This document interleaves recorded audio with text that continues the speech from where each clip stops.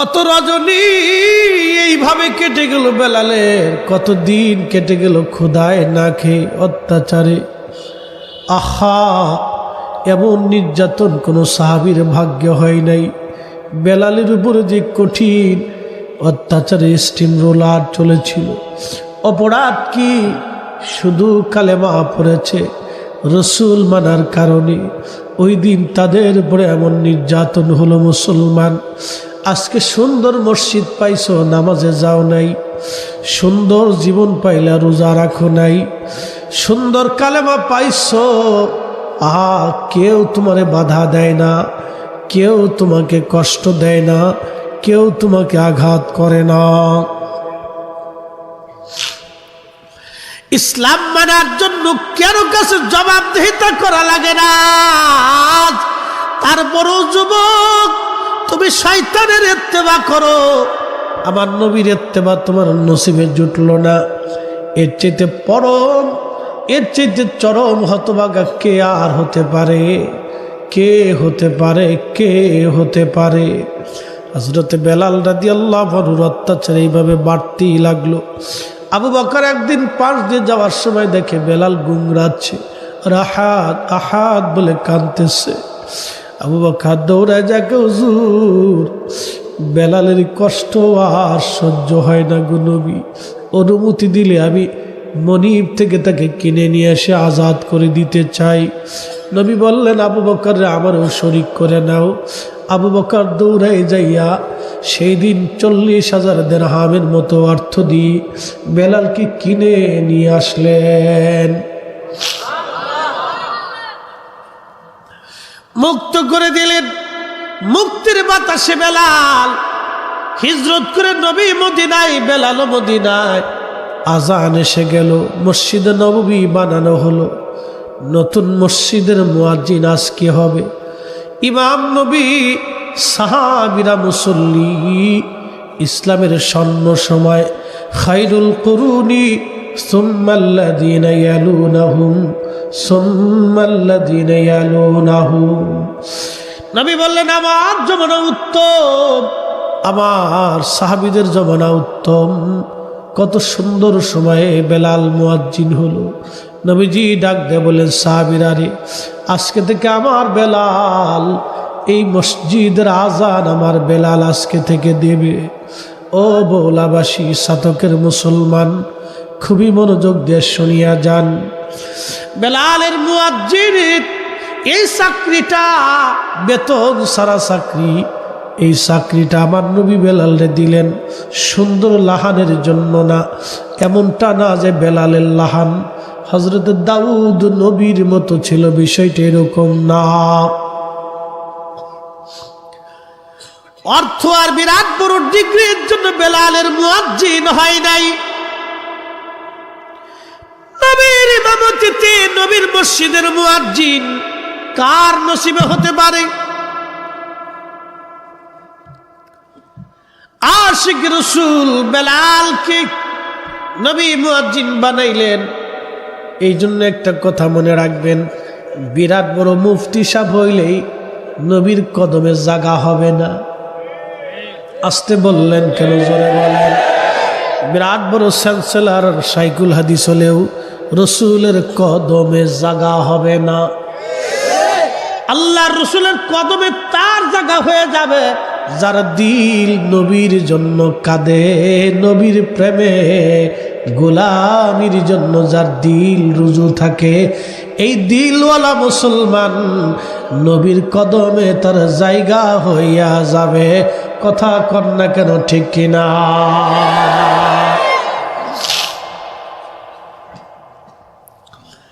Kazi Nazrul under matric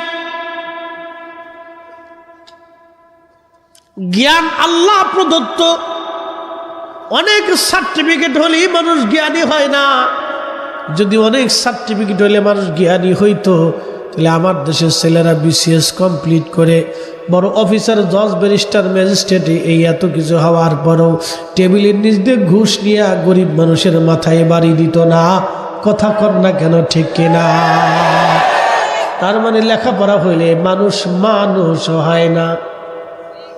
আর এখনকার লেখাপড়ে যে কি সাঁতা ঢুকছে, নাম দিছে ট্রান্সজেন্ডার।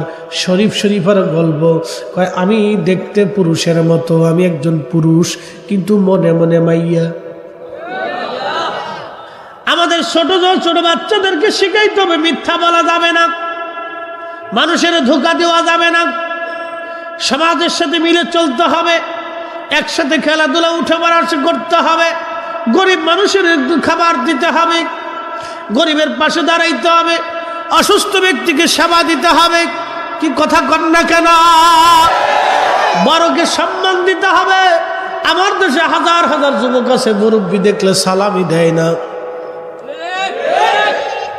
যে দেশে এত ডিভোশন ইয়াং জেনারেশনের ভিতরে, আজকে যদি ছাত্রকে স্টেডিয়াম বা কলেজ মাঠে যদি কোনো নর্তকী এনে নাচানো যায় তো দেখতেন হাজার হাজার যুবক।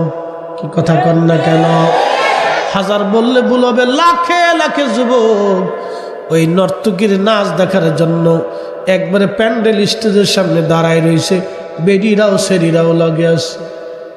বাংলার মুসলমান, কষ্ট হচ্ছে আপনাদের? আমার নবীর দরবারে বেলাল মুয়াজ্জিন,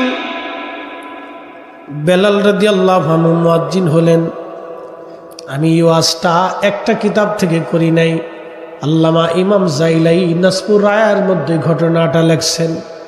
আল্লামা ইমাম কিরমানি শরহে বুখারীর মধ্যে লিখেছেন। আল্লামা ইমাম তাকিউদ্দিন সুবকি আশিফাউস সাকামের মধ্যে লিখেছেন। আল্লামা ইমাম হালাবি সিরাতুল হালাবির মধ্যে লিখেছেন। আল্লামা ইমাম সামহুদি আল্লাফাউল লফার মধ্যে লিখেছেন। আল্লামা ইমাম ইবনু আসাকির আত-তারিখের মধ্যে লিখেছেন। আল্লামা শাইখ আব্দুল হক মুহাদ্দিস দেহলভী মাদারিজুন নবুওয়াতের মধ্যে তিনি লিখেছেন। বেলালের এই ঘটনাটা আমি শুধু বলি নাই, অনেকগুলি কিতাব থেকে আমি এই ঘটনাটাকে একটা পাঠ করেছি। কেউ কেউ আবার ভুল ধরতে পারে এটা মিথ্যা কথা, মিথ্যা ঘটনা। আল্লাহ আল্লাহ আল্লাহ, আমার দেশে ইতরের কোনো অভাব নাই, বহু ইতর আমার দেশে জন্ম হয়ে গেছে। ইতরের অভাব নেই দেশে, অনেক ইতর আছে, অনেকগুলি কিতাবের সমষ্টি। আমি একটা ঘটনাকে পাঠ করে আপনাদের সামনে উপস্থাপন করেছিলাম।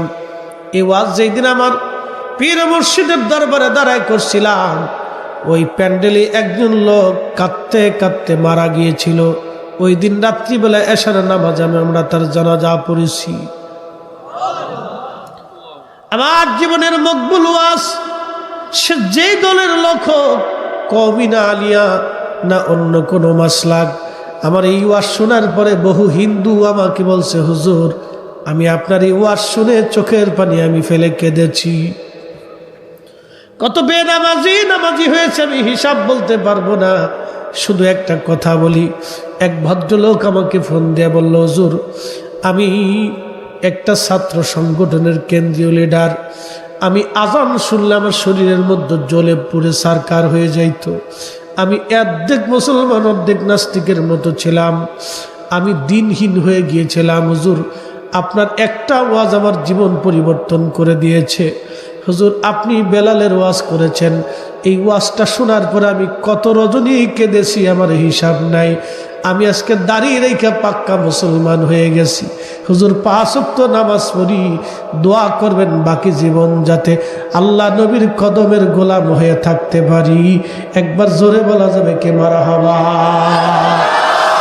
আমি সেই দিন মনে মনে আল্লাহর দরবারে শুকরিয়া করে বললাম, রব আমার জীবন সার্থক যে একজন নিকৃষ্ট মানুষ হলো নবীর সাহাবীর প্রেম আলোচনা শুনে উৎকৃষ্ট হয়ে গেছে।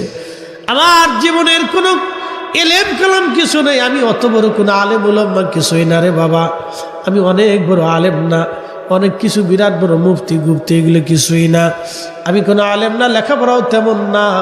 আল্লাহ আমার যতটুকুন দিয়েছে ততটুকুন আল্লাহ এবং তার রসুলের নেকনেগা, আল্লাহর দয়া, হুজুরে করিম তার কদম মোবারকের সদকা, আল্লাহর ওলিদের দোয়া।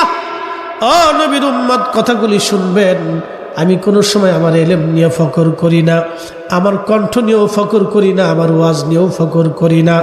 কারণ ফকর একমাত্র আল্লাহর, কোনো মানুষের জীবনে ফকর আসতে পারে না। কথা বলেন ঠিক না বেঠে? ঘুমিয়ে আসি, সকালবেলা ঘুম থেকে উঠবো, কোনো গ্যারান্টি নাই। কথা কর না কেন? এই জীবনের কোনো অহংকার আছে? সাতকে বউলার মুসলমান, আমার নবীর ইন্তেকাল হয়ে গেল। বুঝতেই তো পারছেন নবী দুনিয়াতে নাই। এই কথা শোনার পরে সাহাবীরা পাগল পারা হয়ে গেল। হযরত ওমরের মতো সাহাবী দিশেহারা হয়ে গেছে, কোষ থেকে তলোয়ার টেনে বের করছে। মদিনাবাসী, যদি বলো নবী মরে গেছে, কল্লা দেহ থেকে আলাদা করে ফেলবো। আহা, আমার নবীর দরবারে সাহাবীরা ব্যাকুল হয়ে গেল। বেলাল কথা বলে না, পাগলের মতো কাঁদে। সাহাবীরা ঘর বাড়ি রান্না বান্না বন্ধ হয়ে গেল। আমার নবীর একটা উট ছিল, উটের নাম কাসোয়া। এই কাসোয়া উট একাধারে 3 দিন পর্যন্ত পানিও খায় নাই, খাবারও খায় নাই। যারা সৌদি আরবে থাকছেন আপনারা জানেন, উট যখন কাঁদে তখন মানুষের মতো কান্নার আওয়াজ হয়। এই কাসুয়া উট কাঁদতে শুরু করলো, নবী নাই, একটা প্রাণী পর্যন্ত সহ্য করতে পারতেছে না। আপনারা তো জানেন উট, ভেড়া, দুম্বা, ছাগল, গরু এগুলি কষ্ট সহিষ্ণু প্রাণী, সেও পর্যন্ত বিরহ বেদনা সহ্য করতে পারতেছে না। নবী বিরহ এত কঠিন, সাহাবীরা সহ্য করতে পারতেছে না। নবী না, এটা কি করে তারা মানবে? বেলাল বললেন, নবী নাই, আজকে থেকে আর আমি আজান দিব না।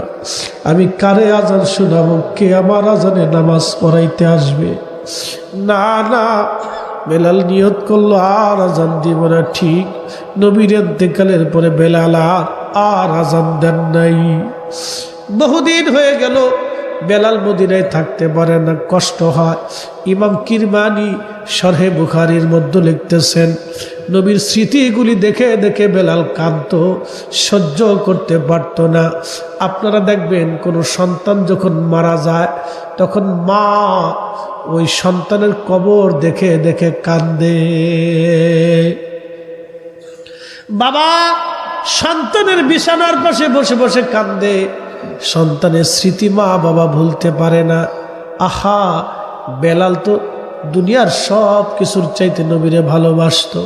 অন্যান্য সাহাবীরা ভালোবাসতো না তা কিন্তু না, এক একজন সাহাবী এক একভাবে নবীকে ভালোবাসতো।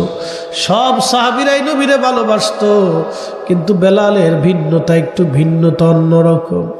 বেলাল নবীর স্মৃতিগুলি দেখলে আর বরদাস্ত করতে পারত না, শুধু কান্নাকাটি করত। কিছুদিন পরে হযরত আবু বকরকে ডাক দিয়ে করল, আবু বকর বিদায় দাও। আবু বকর বলল, বেলাল রে, আজান তো তুমি দাও না, কেন আজান দাও না? আজান দাও, তুমি মদিনায় থাকো। হযরত বেলাল ডাক দেখা আবু বকরকে, তুমি কি আমারে মুক্ত করেছিলা কৃতদাস বানানোর জন্য না আল্লাহর জন্য? আবু বকর কই, বেলাল রে, তোকে কাফের থেকে ছুটে আনছিলাম আল্লাহর সন্তুষ্টির জন্য, আমার কৃতদাসের জন্য না। তাহলে বেলাল ডাক দেখা, আবু বকর রে, তাহলে তুমি আমার উপর অধিকার খাটাইও না রে আবু বকর, আমি আজান দিতে পারবো না। আমার আজানে নবী নামাজ আসতো, আমি কারে আজান শোনাবো বলো? আমি চলে যাচ্ছি সিরিয়ায়, তুমি আমার বিদায় দাও। হযরত বেলাল রাদিয়াল্লাহু আনহু বিদায় নিলেন।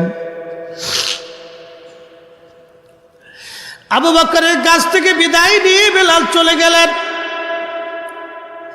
আবু বকরের কাছ থেকে বিদায় নিয়ে বেলাল চলে গেলেন সিরিয়া। ইমাম জাইলাই নাসবুর রায়ার মধ্যে ঘটনা লেখছেন, আবু বকরের কাছ থেকে বিদায় নিয়ে চলে গেলেন। আল্লাহ চলে যাওয়ার পরে আবু বকর সিদ্দিক রাদিয়াল্লাহু আনহু যখন চলে গেল, বেলাল বহুদিন পার হওয়ার পরে একদিন সিরিয়ার দামেস্কে বেলাল ঘুমিয়ে আছেন। স্বপ্নের ঘরে দেখতেছে আমার নবীজি হযরত বেলালের কুরে ঘরে তার শিবেরে ডাক দিছে, বেলাল তুমি আমার সঙ্গে কেন জুলুম করতেছো বলো? কেন রে বেলাল, তুমি আমার জিয়ারতে আসো না? বেলাল আয় আয় আমার জিয়ারতে। ইমাম তাকিউদ্দিন সুবকি রহমাতুল্লাহ আলাইহি আশ-শিফা ওয়াস সাকামের মধ্যে লিখতেছেন, হযরত বেলাল কান্দে, নবী ডাক দেখে বেলাল রে আয়, এটা কেমন জুলুম শুরু করছো তুমি আমার সঙ্গে? বেলাল, ও বেলাল, আমার জিয়ারতে কেন আসো না? বুঝতেই তো পারতেছেন একজন সাহাবী কি পরিমাণে নবীরে ভালোবাসা দিলে আল্লাহর নবী তাকে স্বপ্ন ডাকতে যায়, বেলাল আসো। হযরতে বেলাল সিরিয়ার থেকে রওনা হয়ে গেলেন। সুদূর মদিনা পানে বেলাল চলে আসলেন। রওজা শরীফের কাঠের জালি দিয়ে ঘিরে রাখা ছিল। আল্লাহর নবীজি রওজা মোবারকের পাশে বসে বসে বেলাল খুব কান্নাকাটি করতেছে। ইমাম কিরমানি এই অংশটা এইভাবে লিখেছেন শরহে বুখারীতে, বেলাল রওজা শরীফের ভিতরে, রওজা শরীফের পাশে ছোট বাচ্চাদের মতো গড়াগড়ি করতেছিল। ওই জালি মোবারকের সঙ্গে মাথা ঠেকায় কাঁদতেছিল। বেলাল কান্দি, হুজুর আমি আসছি। গোলামকে আসতে বলেছিলেন, গোলাম হাজির হয়ে গেছে। আহা, বুঝতেই তো পারতেছেন কেন নবী বেলালকে ডেকে নিয়ে আসছে। স্বপ্নতে কেন ডাকতে যাবেন? বেলাল কেনই বা আসবে? নতুন মুয়াজ্জিন এসে দেখলো মসজিদ বরাস, বেলাল আসছে, নবীর মুয়াজ্জিন ফিরে আসছে। রওজা মোবারকে বসে বসে বেলাল কাঁদতেছে। নবী বিরহ, নবীর স্মৃতিগুলি মনে পড়ে বেলাল হাউমাউ করে কাঁদবে। বুঝাইতে পারবো না, এই প্রেম আপনাকে দলিল দিয়ে হয় না, এইগুলি দলিল দিয়ে হয় না, দলিলে হয় না। ভালোবাসার দলিল দেওয়া হয় না, ভালোবাসা হৃদয় দিয়ে হয়। ভালোবাসার দলিল দেওয়া হয় না, রসুলের ভালোবাসার দলিল দিয়ে হয় না, হৃদয় থেকে হয়, হৃদয় থেকে হয়, হৃদয় থেকে হয়। নবীর আশিক হযরত বেলাল রাদিয়াল্লাহু আনহু কাঁদতেছে। মুয়াজ্জিন ঘোষণা দিছে, শুনছো? নবীর মুয়াজ্জিন ফিরে আসছে। সারা মদিনায় সংবাদ ছড়ায় গেল। মদিনার ঘর থেকে সাহাবীরা বের হয়ে এসে দেখে রওজা মোবারকের পাশে বেলাল বসে বসে কাঁদবে। সাহাবীরা ডাক দেখাই, বেলাল রে আজান দাও, ও বেলাল আজান দাও। কেন তুমি আজান দাও না? কতদিন হলো তোমার আজান শুনি না। বেলাল তো আগে হলফ করেছে, নিয়ত করেছে, আমি আর কোনো দিন আজান দেব না। বেলাল উঠে না, আজান দেয় না। সাহাবীরা বলল, তাহলে হাসান আর হুসাইনকে ডেকে নিয়ে আসো। হাসান হুসাইনকে ডেকে আনা হলো। হাসান আর হুসাইন দেখতে নবীর মতো দেখা যাইতো। নানার চেহারা পাইছিলেন দুই ভাই। বেলাল রওজা শরীফ থেকে উঠিয়া একবার ইমাম হাসানের বুকের মধ্যে মাথা ঠেকায় কান্দে, আবার ইমাম হুসাইনের বুকের মধ্যে মাথা ঠেকায় কান্দে। কান্নার রোল পড়ে গেল মসজিদে নববীতে। এই দৃশ্য দেখে সাহাবীরাও কান্না শুরু করলো। হযরত ইমাম হাসান ডাক দিয়ে বলো, নানার মুয়াজ্জিন, নানার মুয়াজ্জিন, তুমি যেইভাবে নানারে আজান শোনাইতা মিনারাই যাও, ওইভাবে আমরাও আজকে আজান শোনাইয়া যাও। বেলাল আর স্থির থাকতে পারেন নাই। দুই দৌহিত্রকে নবী এতই আদর করতেন, তারা যা বলতো নবীজি মেনে নিতেন। হযরত বেলাল আর স্থির থাকতে পারেন নাই। রসুলের দৌহিত্র বলেছেন, আর বসে থাকতে পারেন নাই, দৌড়াই গেলেন সেই ঘরের ছাদের উপরে, যেই মহিলার ছাদের উপর আজান দিতেন। বনু নাজ্জার গোত্রের মহিলার ছাদের উপরে চলে গেলেন বেলাল। শুরু করলেন আজান, আল্লাহু আকবার, আল্লাহু আকবার, আল্লাহু আকবার, আল্লাহু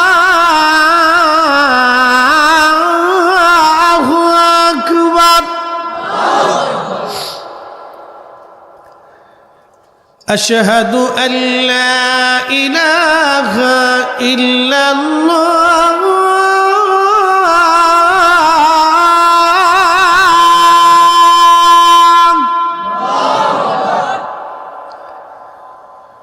أشهد أن لا إله إلا الله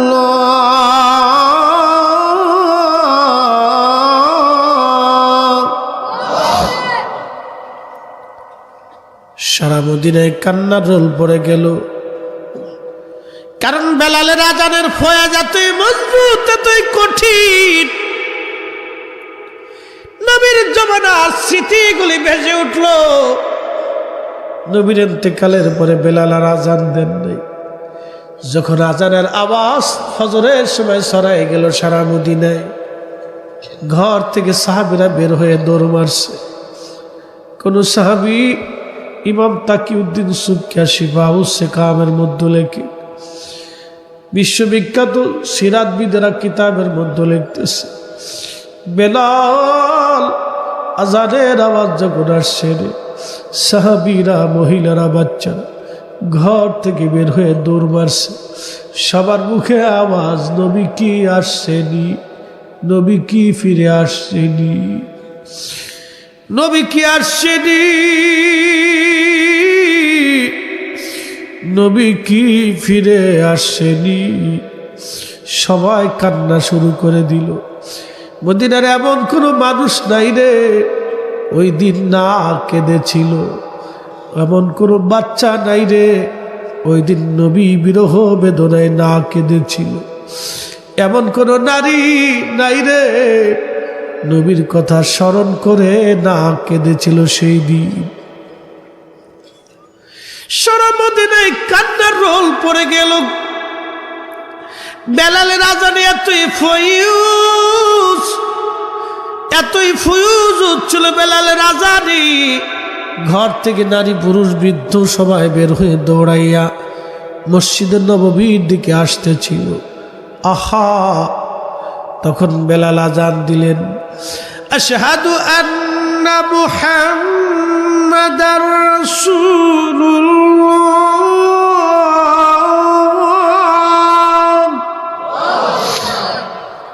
কি কঠিন বেলালের আজানের ফয়েজ। ঠিক তখনই পৃথিবীর সব সিরাতবিদ লেখেন,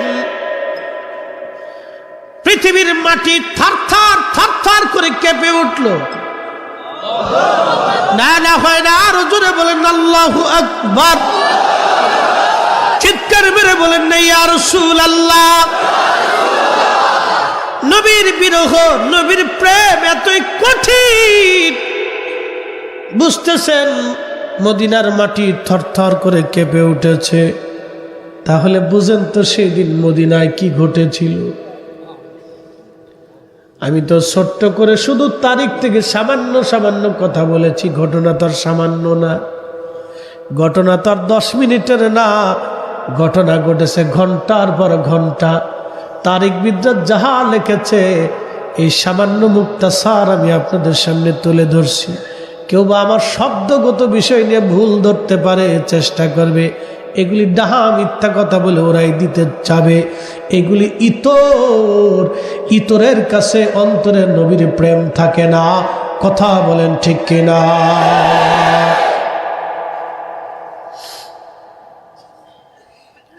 হাজিরিন, বুঝতে পারতেছেন সেদিন কি আশেকদের মিলন মেলা ছিল। পৃথিবীর মাটি থরথর থরথর করে কেঁপে উঠছে। তাহলে সাহাবীদের কলিজায় কেমন লেগেছিল।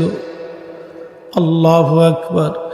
বেলাল অজ্ঞান হয়ে পড়ে গেলেন, আর আজান দিতে পারেন নাই তিনি। মনে বিরাট বড় ব্যথা নিয়ে, বিরহ বেদনা নিয়ে বেলাল চলে গেল। রওজা শরীফ থেকে বিদায় নিয়ে গেল। হুজুর, আর কোনদিন আর আমি আজান দিব না। আমি আজান দিলে আপনি আসতেন, আজান দিলে তো আর আপনি আসবেন না।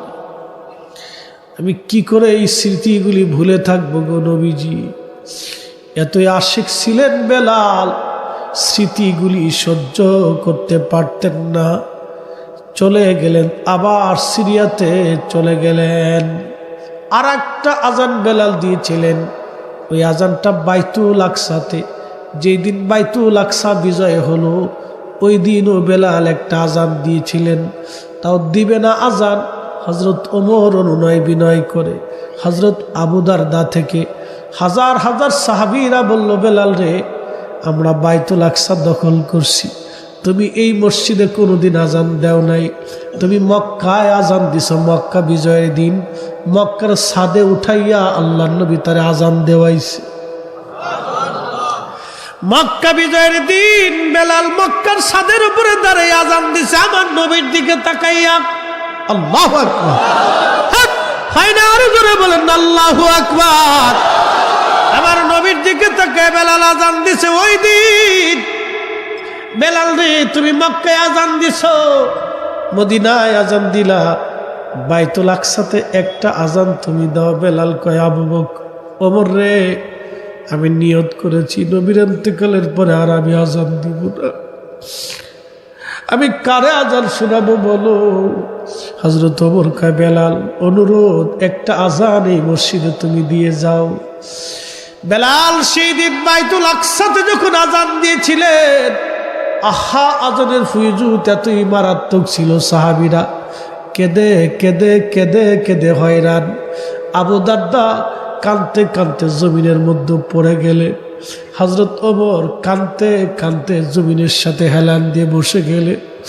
নবীর স্মৃতিগুলি সহ্য করতে না পেরে সব সাহাবী সেই দিন পাগল পারা হয়ে কাঁদতে লাগলেন।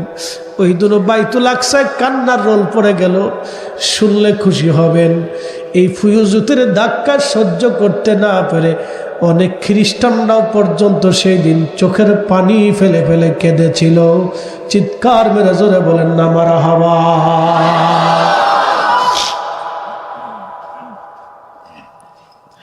হাজরিন, প্রেম কখনো দলিল দেওয়া হয় না, প্রেম ঝগড়া করা হয় না,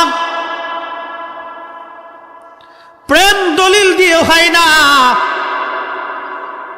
নবীর প্রেম দলিল দেওয়া হয় না, কলিজা থেকে আসে, কলিজা থেকে এই প্রেম আসে। যারা প্রেম বুঝে না, প্রেম তারে বোঝানো যায় না।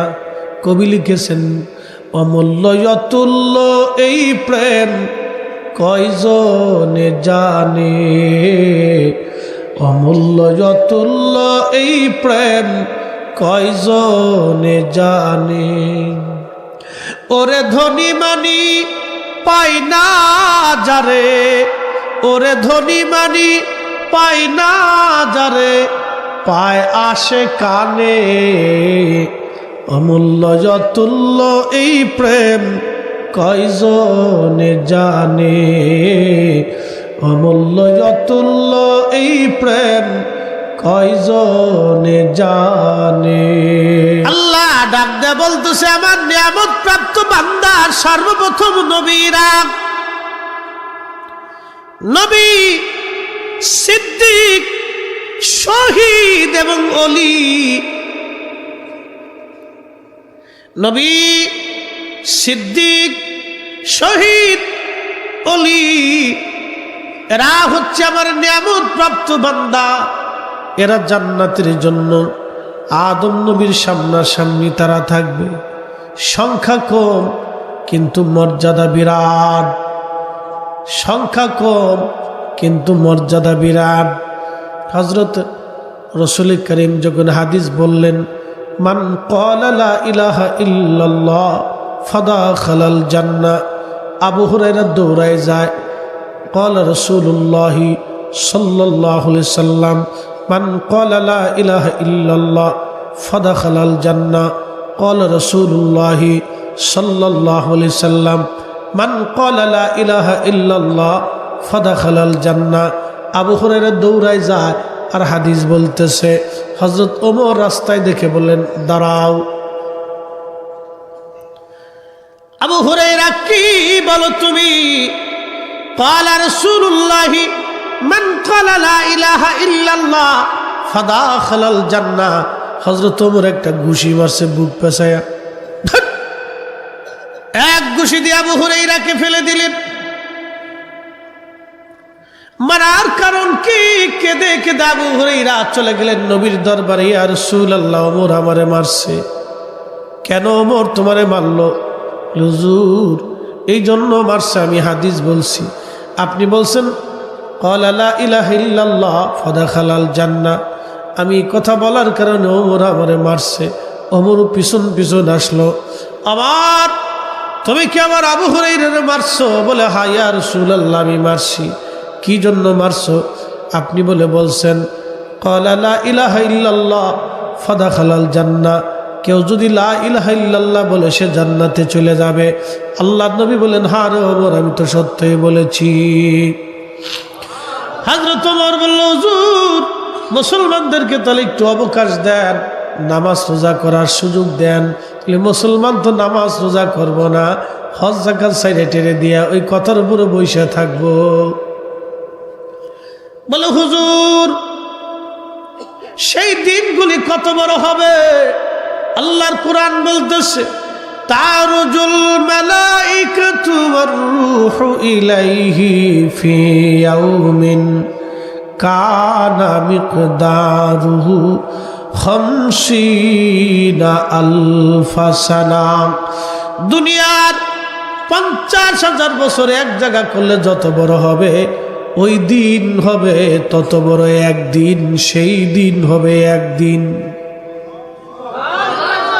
না না, হয় না, আরো জোরে বলেন সুবহানাল্লাহ।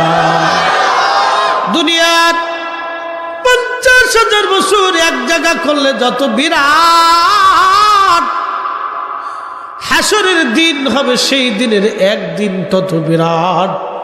একদিন হবে তত বিরাট। সেই দিনের লক্ষ লক্ষ বছর জাহান্নামে জ্বলতে হবে।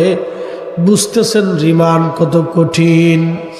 সবার শেষে জান্নাতে যে মুসলমান যাবে, ওই মুসলমানকে আল্লাহ বলবে, ও বান্দা, তোরে আমি আল্লাহর দয়ার কারণে মাফ করে দিলাম, যা তোরে জাহান্নাম থেকে বের করে আমি জান্নাত দিয়ে দিলাম।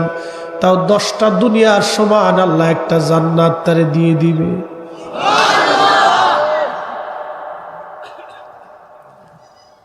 তবে বান্দারে, তোরে যে জান্নাত দিলাম, তোর যত গুনাহ ছিল, তুই কেমন মিথ্যা বলছিলি? বলে হা। জেনা করছিলি? বলে হা। মানুষ ঠকাইছিলি? বলে হা। নামাজ ছাড়ছিলি? বলে হা। রোজা ছাড়ছিলি? বলে হা। অকাম কুকাম করছিলি? বলে হা। চুরি করছিলি? বলে হা। বান্দা যা, যত চুরি, যত অকাম কুকামের গুনাহ আছে সব তোরে আমি একবারে নেকিতে পরিণত করিয়া তোরে জান্নাত দিয়ে দিলাম। তখন বান্দা ডাক দেখাবে, আল্লাহ, আমি যা আরো অকাম কুকাম করছিলাম হেলাকু। কথা বুঝেন নাই? আমি যা আরো গুনাহ করছিলাম, এই গুনাহ কো, এটা দিয়ে আমরা নেকি আরো বেশি করে দিয়ে আমরা জান্নাত দেব। এই কথা শুনে আল্লাহ রসুল হাসতেছে। দেখছো, আমার মন বলতেছে এই সিটার বাংলাদেশি, এই চালাক লোকটা বাংলাদেশি। কি কঠিন অবস্থা। সাতাক থেকে বৌলার রাস্তা হবে, ঢাকা থেকে সিলেট পর্যন্ত রোড হবে, সিলেট থেকে সাতক পর্যন্ত রাস্তা হবে।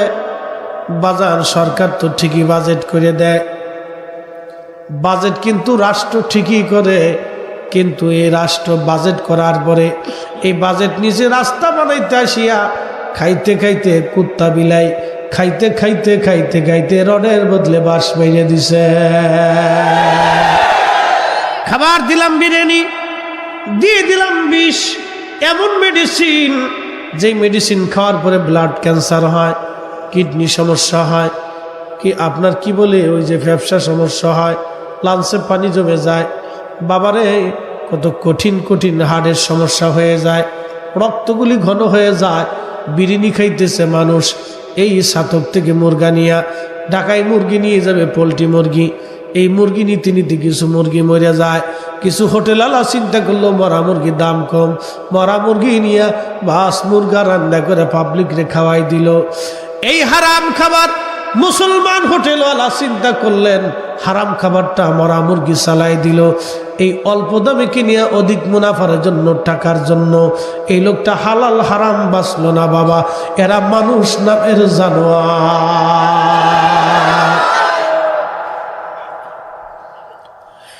এইগুলিকে কবর দেওয়ার জন্য রাসূল আসছিলেন, মিথ্যাকে কবর দেওয়ার জন্য,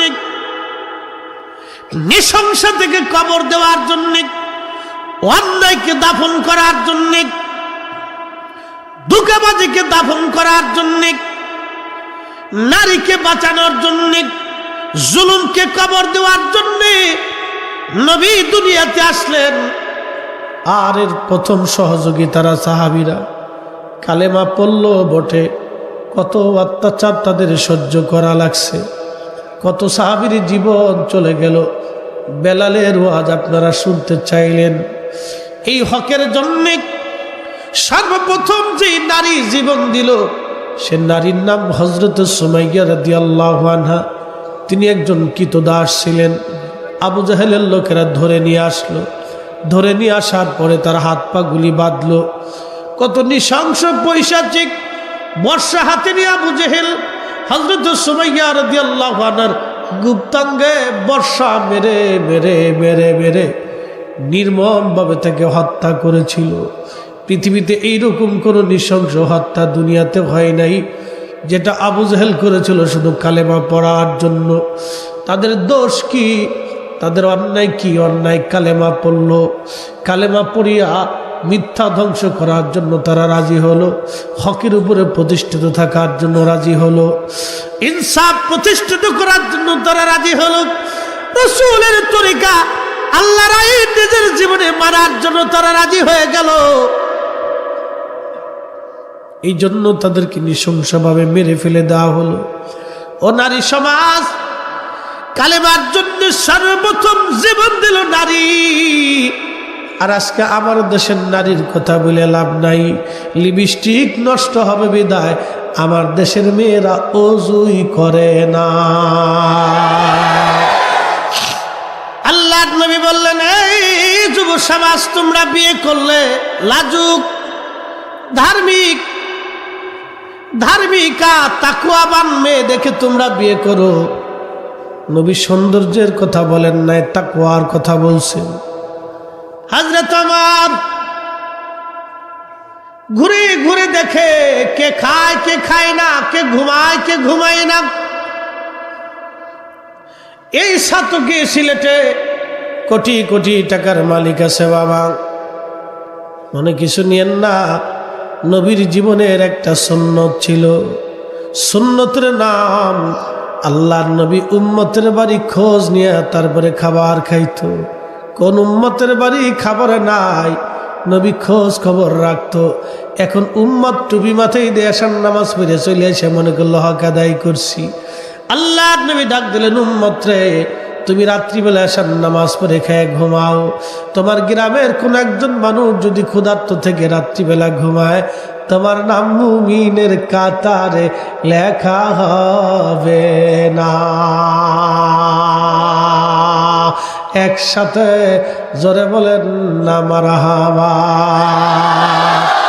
এটার নাম ইসলাম। কেউ খাবে কেউ খাবে না, তা হবে না, তা হবে না। কথা কন না কেন?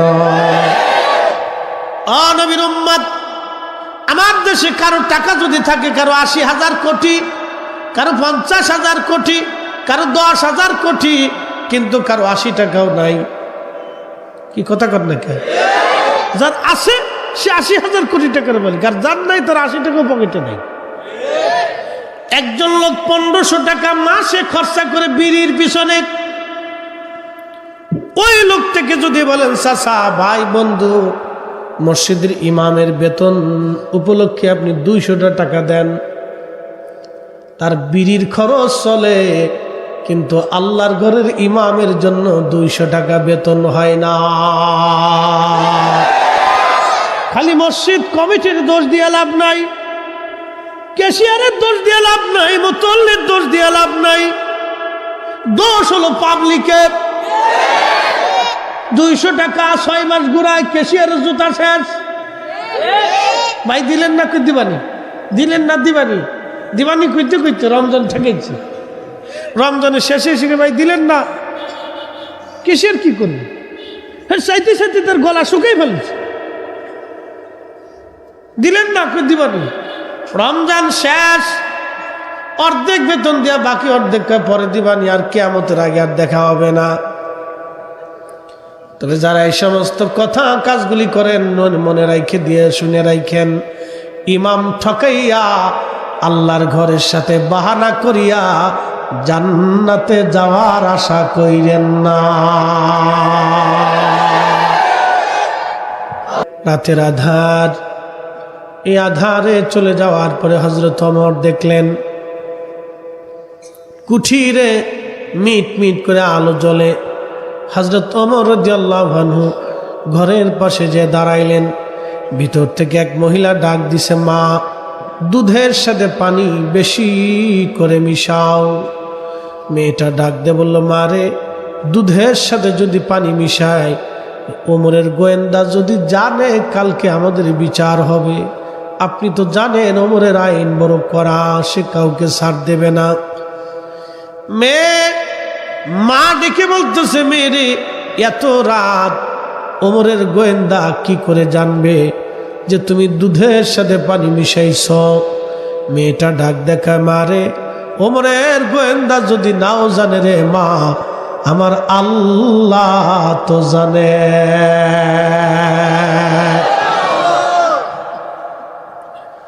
মা, দুধের সাথে পানি মিশাইব না রে মা, আমার আল্লাহ জানে। দুধের সাথে পানি মিশাবো না মা, আমার আল্লাহ জানে রে মা। দুধের সাথে পানি মিশাবো না রে মা। কি বুঝলেন আপনারা? ও নবীর উম্মত, হযরত ওমর গোলাম আসলামকে বলেন, জায়গাটা নির্বাচন করো, চীনে যেতে হবে, কালকে সকালে আসতে হবে। একটা মেয়ে রাতের আধারে আল্লাহর ভয়ে দুধের সাথে পানি মিশায় না, এইরকম মেয়ে আমার ঘরে কয়জনের আছে? ও বাবাজি, আমার দেশের বেডিরা বিদেশ থেকে টাকা আসলে খালি ফুসকা খাওয়ার জন্য দূর পারে। শুনেন, খুবই মনোযোগ দিয়ে শুনিয়া যান। কথাগুলি যদিও রসিকতার স্বরে বলতেছি, কিন্তু কথা দামি, মা বোনেরা শুনে যাবেন। আহা, এমন মেয়ে। হযরত ওমর বললেন, সকালবেলা ফজর পড়লেন, গোয়েন্দাদেরকে বললেন, যাও খোঁজ নিয়ে আসো, দেখো ফ্যামিলির মধ্যে কারা আছে। খোঁজ নিয়ে দেখা গেল মেয়েটার বাবা মারা গেছে, হত দরিদ্র, খুব মিসকিন, অসহায়, দুধ বিক্রি করে খায়, দুধ বিক্রি করে সংসার চলে। হযরত ওমর ছেলেদেরকে ডাক দেয়া বলেন, ও ছেলেরা, তোমরা বিয়ে করবা কে? বড় ছেলে নবীর সাহাবী আব্দুল্লাহ ইবনে ওমর বলেন, আব্বা জান, আমার তো বিয়ে করার প্রয়োজন নেই, আমার স্ত্রী আছে, আমার ছোট জনকে দিয়ে দেন।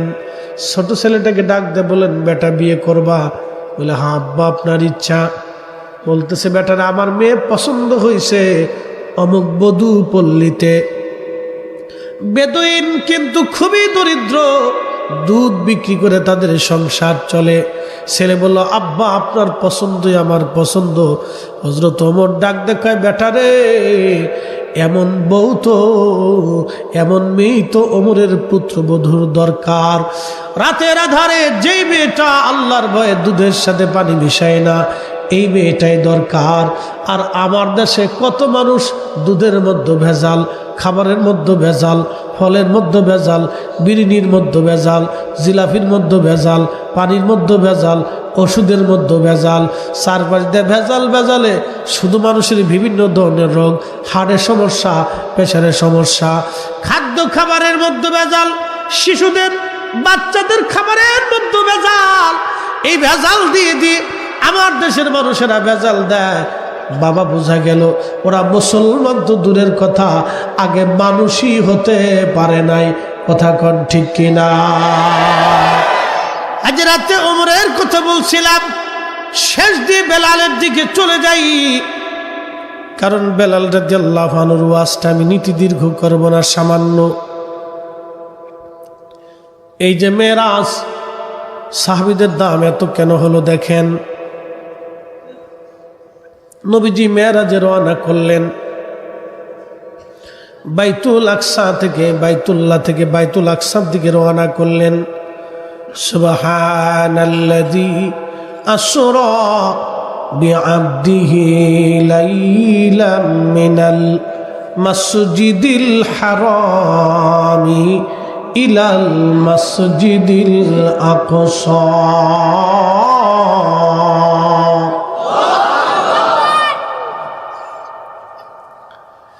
আল্লাহর কোরআন বলতেছে নবীজি বাইতুল্লাহ থেকে বাইতুল আকসা হয়ে এরপরে উরুজ শুরু করলেন, মেরাজে রওনা করলেন। নবীজির সিনা সাক করা হলো, সিনা সাক করা হলো আল্লাহর নবীর সিনা সাক। আমি লিখি নাই, আল্লাহর নবীর এই হাদিসের বাগানের উজ্জ্বল নক্ষত্র ইমাম জালালউদ্দিন আস-সুয়ুতি 2 লক্ষ হাদিসের হাফেজ ছিলেন। মেরাজের উপর একটা কিতাব লিখছেন আল কিসাতুল বিসরা। এই কিতাবের মধ্যে তিনি লেখেন নবীজির সিনা সাক হলো, বডি মোবারক ফেরে কাল মোবারক বের করা হলো। তার মানে নবীর গুনাহ ছিল, বিষয়টা এরকম না। আল্লাহর নবীর কাল মোবারক বের করে ধৌত করা হলো। আল্লাহর বেহেশত থেকে খাজিনা ভরে এলেম আনা হলো। ওই এলেম আল্লাহর নবীর কালবের মধ্যে ঢুকাই দেওয়া হলো। আর জিব্রাইল এই জন্য এসে বলেন আলিফ লাম মিম।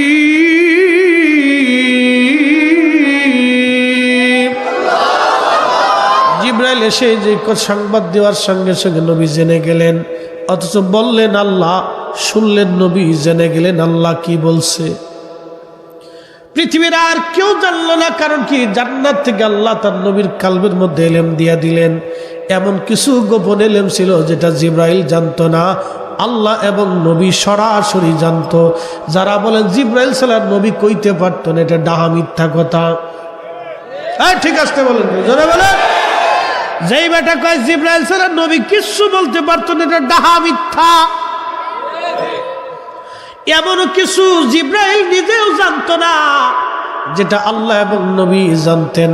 আল্লাহ তার নবীর কাছে পাঠাইতেন। একটা ওহী ছিল সরাসরি আল্লাহ তার নবীর কাছে পাঠাই দিতেন। জিব্রাইল জানতো না কোরআনের 2টা দিক, একটা দিকের নাম জাহের আর একটা দিকের নাম বাতেন। এই জাহের বাতেন কোরআনের অংশ আল্লাহ রসুল এবং আল্লাহ জানতেন। আল্লাহ আমাদের সঠিক বুঝার তৌফিক দিক, সকলে বলেন আমিন। মেরাজের ওয়াজ করতে গেলে অনেক লম্বা হয়ে যাবে, আমি মেরাজের ওয়াজে যাব না। নবীজি ওইখান থেকে রওনা দিয়ে বাইতুল আকসায় চলে গেলেন। আখাজি বাইতুল আকসা নিয়ে এখন যুদ্ধ হয়।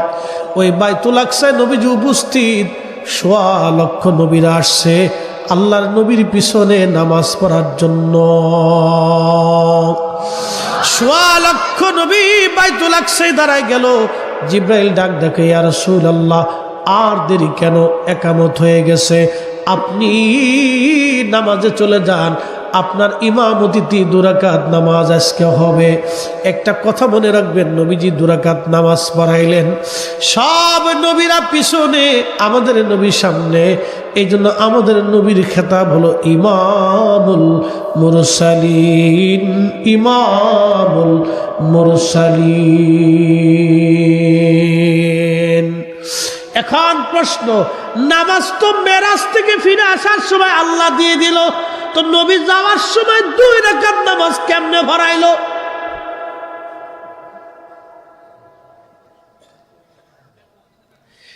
মেরাজ থেকে আসার সময় আল্লাহ নামাজ নবীরে দিল, এরপরে জিব্রাইল এসে দেখায় দিত কেমনে কেমনে নামাজ পড়া লাগবে। কিন্তু নবী মেরাজে যাওয়ার সময় তো নবীজি নামাজ পড়াই দিয়ে গেল 2 রাকাত। ওই নামাজ নবীর কে শিখাইলো? এটার নাম গোপনীয় ইলম। সরাসরি আল্লাহ নবীরে শিখাইতো। একবার জোরে বলা যাবে কি মারহাবা? এই জন্য আমার নবীর ইলম নিয়ে এই সমাজে যারা প্রশ্ন তুলে, ওরা হলো গর্ধব, ওরা গাধা, ওরা বোকা। ওরা বুঝে না যে কত সর্বনাশ ওদের জীবনে হয়ে যাচ্ছে। আমার নবীর ইলম নিয়ে কোনো প্রশ্ন হবে না। কথা বলেন না কেন, ঠিক কিনা? আমার নবীর তরিকায় নামাজ হলো, তারপরে সব নবীদের শরীয়তগুলিকে আল্লাহ পাক ব্যান করে দিয়ে কমপ্লিট শেষ করে দিয়ে আমার নবীর শরীয়তে সব নবীকে আমার নবীর শরীয়তের মধ্যে দাখিল করে আর নামাজ পড়ায় সারছে আল্লাহ। একসাথে জোরে বলবেন কি মারহাবা। আমি নবী না চিনিলাম, কি যে ভুল করিলাম, ভস্মে ঢালিলাম ঘি। ভস্ম মানে ছাই, ছাই চিনছেন আপনারা?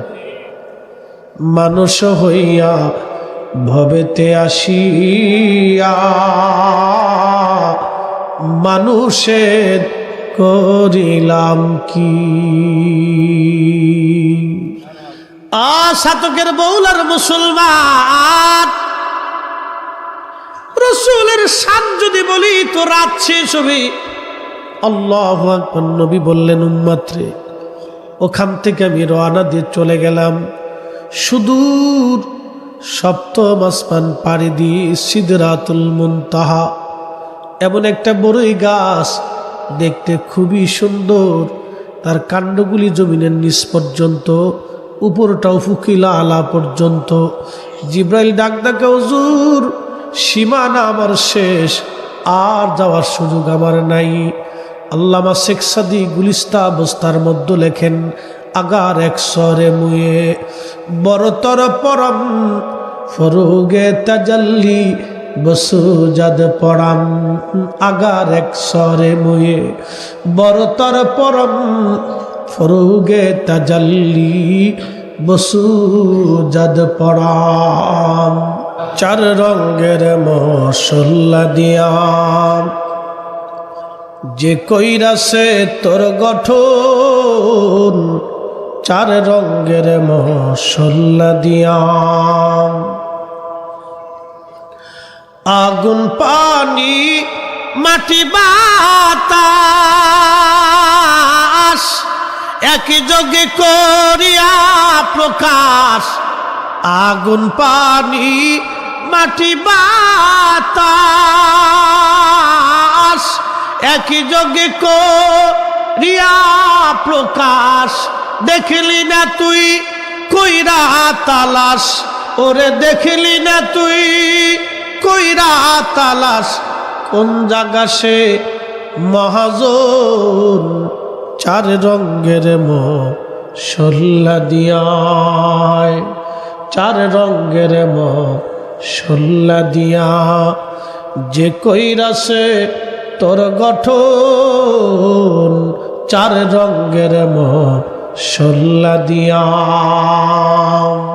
হাজিরি, আল্লাহর নবী ডাক দিয়ে বললেন, সিদরাতুল মুনতাহা থেকে আল্লাহ আমাকে নিয়ে গেলেন। এত দূরে নিলেন, সহিহ বুখারীর মধ্যে হযরতে খাদিম রাসূল আনাস রাদিয়াল্লাহু আনহু বলেন, নিতে নিতে আমার আল্লাহ এত উপরে নিলেন, লা মাকান, যে মাকানের কোনো স্থানের সীমানা নাই। কত দূরত্ব, কত উপর। নবী ডেকে বলেন, বিমা লা ইয়ালামুহু ইল্লাল্লাহ, এর সীমানা আল্লাহ ছাড়া আর কেউ জানে না। এত দূরে আল্লাহ আমাকে নিলেন, আল্লাহ ছাড়া আর কেউ জানে না, আল্লাহ ছাড়া আর কেউ জানে না। যার উচ্চতা, যার মর্যাদা সীমাহীন, সীমাহীন দূরত্বে আল্লাহ তাকে নিয়ে গেল। যার মর্যাদা সীমাহীন, ওই নবীরে তাজিম করার জন্য যারা দলিল চাও, তোমরাই শয়তানের দালাল।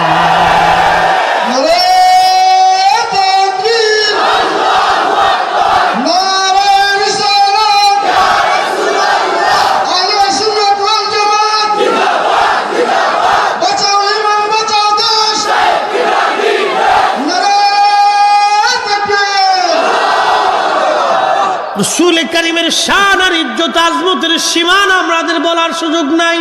কথা কর না কেন? ঠিক না? আল্লাহ সেই নবীর তাজিমের জন্য দলিল চাও। এই জন্য মক্কার ইমাম, ইমাম মালিক, মদিনার ইমাম 80 বছর মদিনার সীমানার মধ্যে জুতা পরেন নাই। আহা, পা ফসকে গেল, ঘা হয়ে গেল। কি বলবো ওই নবীর শান? নবী বললেন, ও সাহাবীরা, আমি জান্নাতে ঘুরতে গেলাম, ঘুরতে যায় দেখি বেলালের পায়ের আওয়াজ পাওয়া যায়। চলে গেলাম বেলালের ওয়াজে, বেলালের পায়ের আওয়াজ পাওয়া যায়। জান্নাত ঘুরে ঘুরে এসে বেলালে ডাক দেখে, বেলাল রে কি আমল করো, জান্নাতে তোর পায়ের আওয়াজ আগে পাইলাম। তার মানে এটা না নবীর আগে বেলাল জান্নাতে গেছে, এটা বেলালের একটা মর্যাদা।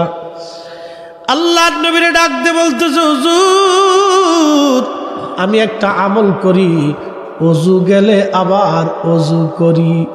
আমার দেশের পোলাপান মুইতেই পানি নেয় না, অজু করবে কোন সময়? এরা মুসলমান আর তারাও মুসলমান। তেলের গাড়ি তেলে চলি, হাওয়ার গাড়ি হাওয়ায় উড়ে, বিনা তেলে চালায় গাড়ি নবী সুলাইমান। আমরা সেই মুসলমান, আমরা সেই মুসলমান। হুজুর অজু গেলে আবার অজু করি, 2 রাকাত নামাজ পড়ি। আহা, এই লোকটা কালেমা পড়লেন, কৃতদাস ছিলেন, একেবারে নিগ্রো কালো। বর্তমান ওই কেনিয়া, এরপরে ইথিওপিয়া, ঘানা, এই অঞ্চলের মানুষদেরকে আগে হাফসি বলা হতো। খুবই কালো এবং নিগ্রো, এত কালোর কালো, তাদের দেখবেন রোদের মধ্যে গেলেও কালোর উপরে জিল দেয়। কথা ঠিক কিনা? যারা ফুটবল খেলোয়াড় আছে এবং ক্রিকেটার আছে দেখবেন কালো তো কালোই, তারপরে জিল দেয়। কিন্তু অন্তরটা এতই ভালো বেলালের। নবী দেখে কালেমা পড়লেন, কৃতদাস। ওই সমাজে কৃতদাসের কোনো মূল্য ছিল না। আহা, গরু গাধার মতো তাদেরকে খাটানো হতো, ব্যবহার করা হতো। কত কঠিন জীবন বেলালের এসে গেল। মনিব উমাইয়া ইহুদি তাকে এমন পরিমাণে অত্যাচার শুরু করলো। আহা, দিনের পর দিন, মাসের পর মাস বেলালকে মেরেও ফেলে দেয় না, জীবন্ত রাখে না। কঠিন অত্যাচারে গলার মধ্যে রশি বেঁধে বেঁধে মক্কার অলি গলি দিয়ে টানা হতো। ছিঁড়ে যেত চামড়াগুলি। আহা, ওষুধ দিতে দিত না, কোনো ওষুধ তারে খাওয়াইতো না। ব্যথা যন্ত্রণায় কত রজনী বেলালের নির্ঘুম কেটেছে, তার হিসাব বলা মুশকিল। শুনলে জীবনী শরীর আপনার শিহরে উঠবে। একজন সাহাবী কালেমার জন্য কত কষ্ট করলেন, ইমানের জন্য কি মাইরটাই না খাইলেন। নিয়ে যাওয়া হতো মরুভূমির মধ্যে, হাত পাগুলি চরমভাবে বেঁধে বেলাল রাদিয়াল্লাহু আনহুকে মরুভূমির মধ্যে বাঁধিয়া বাঁধিয়া পিঠের উপরে, বুকের উপরে মস্ত বড় পাথর চাপা দিয়ে হযরত বেলাল রাদিয়াল্লাহু আনহুকে রেখে আসা হতো। লু হাওয়া গরমে ওই বালুগুলি ছুটে ছুটে বাতাসে এসে শরীরের মধ্যে পরে পরে ফুসকা হয়ে ঘা হয়ে ঝরত। ওই ঘায়ের মধ্যে চাবুকের পিটুনি মারা হতো, ফিনকি মেরে মেরে রক্ত পড়ত। কত রজনী বেলাল রাদিয়াল্লাহু আনহু ব্যথায় ঘুমাইতে পারে না, কতদিন অজ্ঞান হয়ে পড়ে থাকতো। হুশ ফিরে আসার পরে একটা আওয়াজ আসতো, আহাদ আহাদ আহাদ, আল্লাহ এক, আল্লাহ এক, আল্লাহ এক। বেলালের মতো আশিক যদি আমরা হইতাম, এ দুনিয়ায় নবীর দেখা পাইতাম, এ দুনিয়ায় নবীর দেখা পাইতাম।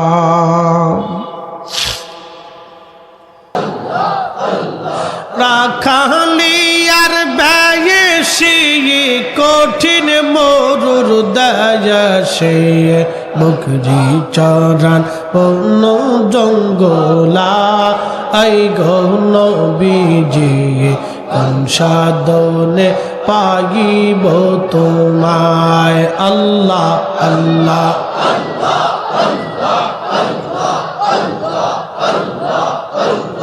আল্লাহ মেরে দেখা দিবেন নিয়ে নবীজি কোন সাধনে পাইব তোমায় আল্লাহ আল্লাহ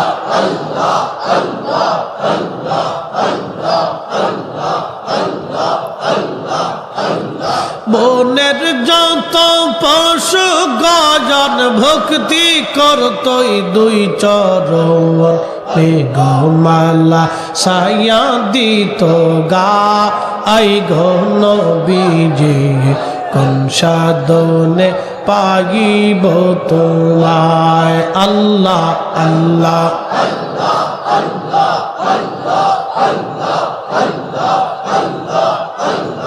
আল্লাহ মেরে দেখা দিবেন নিয়ে নবীজি কোন সাধনে পাইব তোমায় আল্লাহ আল্লাহ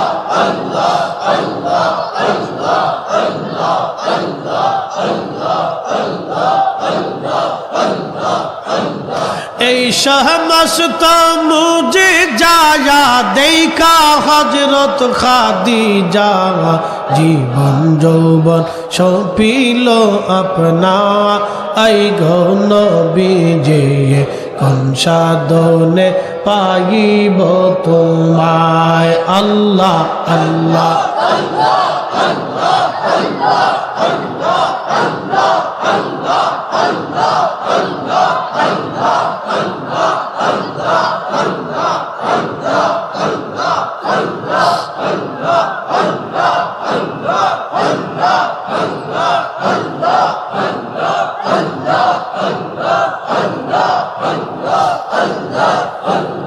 আখেরি সালাম লমন ওহে নানা জান আপনারি হুসাইন যায় কারবালার ময়দান আল্লাহ আল্লাহ আখেরি সালাম লমন আখেরি সালাম লমন ওহে না জান আপনারি হুসাইন যায় কারবালার ময়দান আল্লাহ আল্লাহ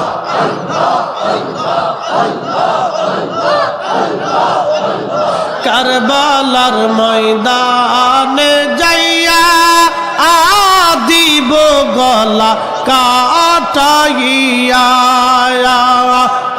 আর নায়া শিব ফিরে আর নায়া শিব ফিরে মদিনা মুকাম আপনারি হুসাইন যায় কারবালার ময়দান আল্লাহ আল্লাহ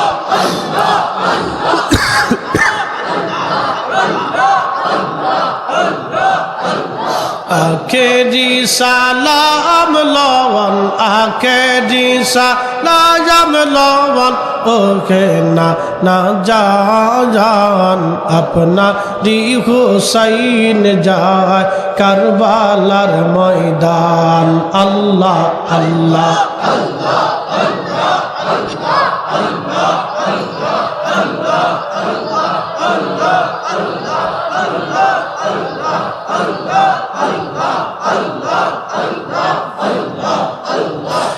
জিদ জোলম করিল ওর মদিনা না যাইতে দিল চক্রান্তে পড়িয়া হুসাইন কারবালাতে যায় আপনারি হুসাইন যায় কারবালার ময়দান আল্লাহ আল্লাহ আল্লাহ